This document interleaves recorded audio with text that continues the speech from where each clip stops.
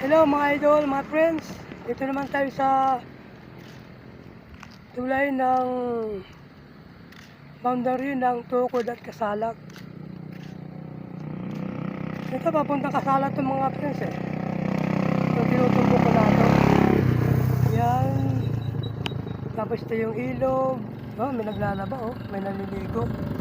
May motor silang dala. Yan, may naliligo, may lumalangoy. Hapon na nga lang mga friends eh, kaya hindi medyo malabo ang video yan, mga palay yan